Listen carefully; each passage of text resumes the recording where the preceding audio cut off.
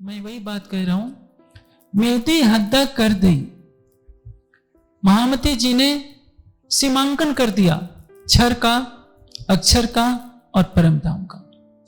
अनंत कहा जाने वाला परम धाम वाणी में स्पष्ट लिखा है, इंतहाए नहीं अर्श भूम का, सब चीजों नहीं शुमार।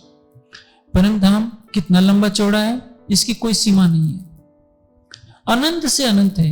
ये 50 करोड़ योजन तो समझने के लिए है।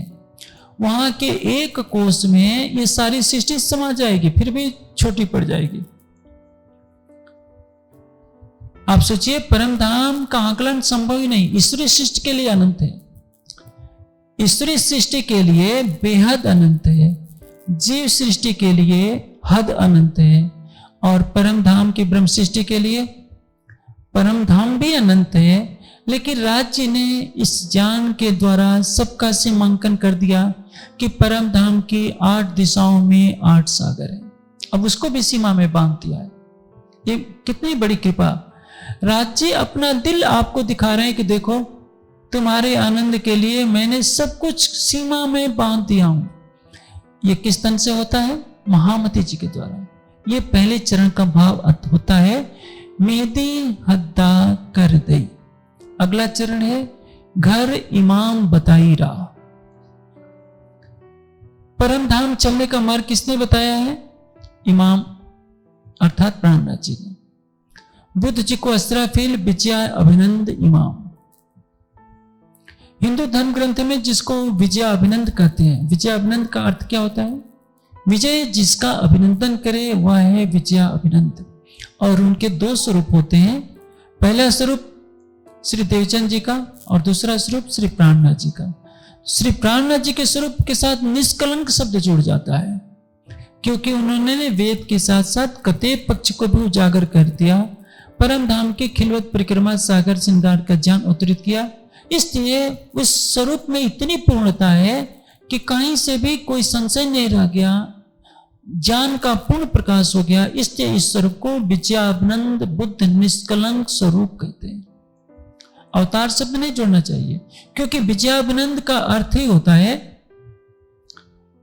विजय जिसका अभिनंदन करे, जो कभी हारे नहीं। आज तक और कोई भी ऐसा स्वरूप इस सृष्टि में नहीं आया राज्य के अतिरिक्त जिसको विजयाभिनंद कहा जा सके। ब्रह्म सृष्टियों का नेतृत्व कौन करेगा? अक्षरातीत। तिनमें सिरदार अक्षरातीत, देख अपना ठौर सुख पाए। जिसको सिरदार शब्द कहते हैं, सरदार यानी प्रमुख, नेतृत्व करने वाला। ब्रह्म सृष्टियों का नेतृत्व केवल श्री राज्य ही कर सकते हैं, इसलिए उनको इमाम कहा गया। इमाम बताई रहा। परम धाम कैसे देखना है ये श्री जी ने बताया है।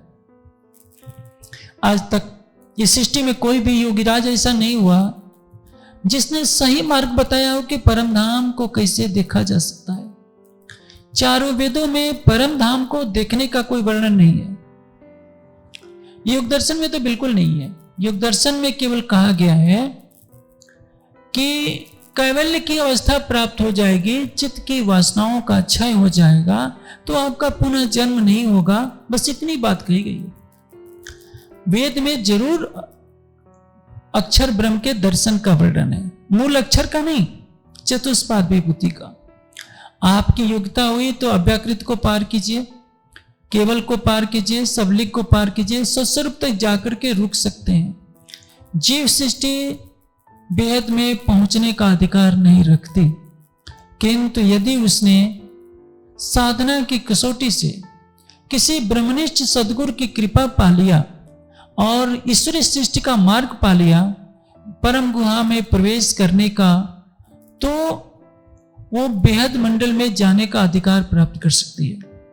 दर्शन का सिद्धांत यही होता है कि जिस सत्य को साक्षात देखा हो समाधि अवस्था में, या रितंबरा प्रज्ञा से जिस सत्य को जाना हो, उसी सत्य को आप दर्शन शास्त्र में लिख सकते हैं।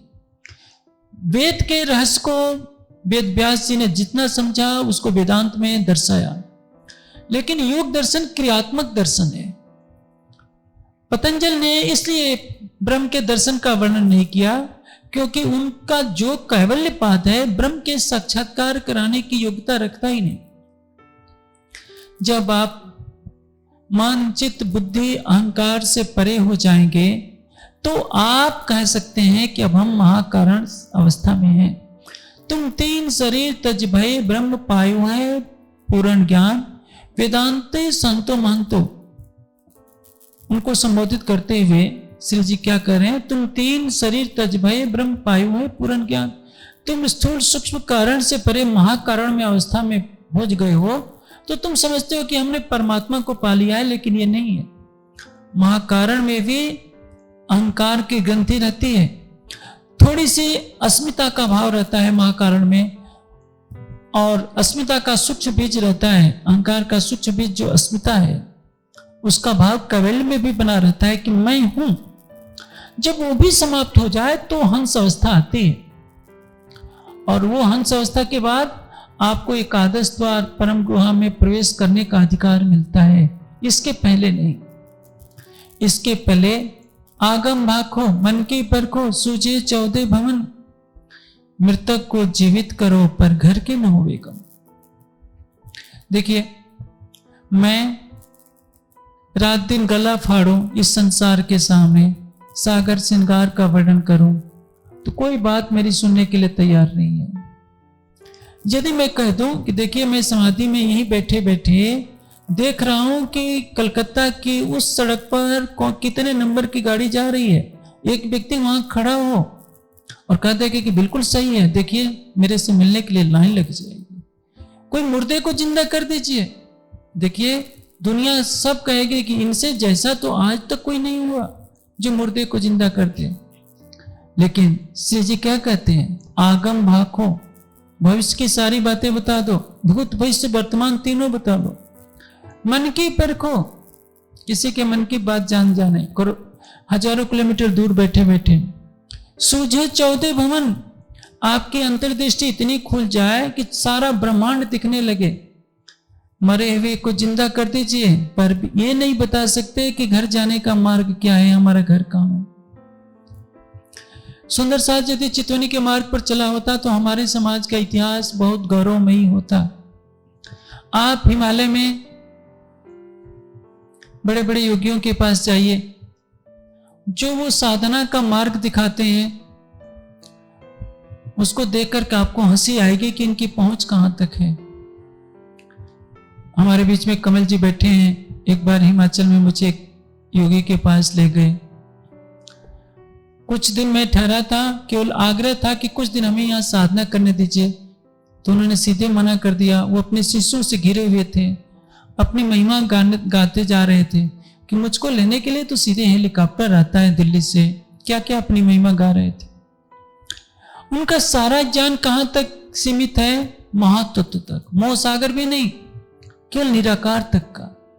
लेकिन चूंकि कुछ सिद्धियों का प्रदर्शन कर दिया तो विदेश के लोग फिदा हैं, और दिल्ली के बड़े बड़े नेता मंत्री उनकी अगवानी करने के लिए तैयार हैं। मैं जाऊं तो उनसे मिलने के लिए भी उनका चपरासी भी मुझे डांट करके भगा सकता है कि भगो अभी साहब से भेंट नहीं होगी। क्यों? क्योंकि मेरे पास कोई सिद्धि नहीं है, चमत्कार नहीं है। सारा संसार क्या चाहता है? केवल चमत्कार।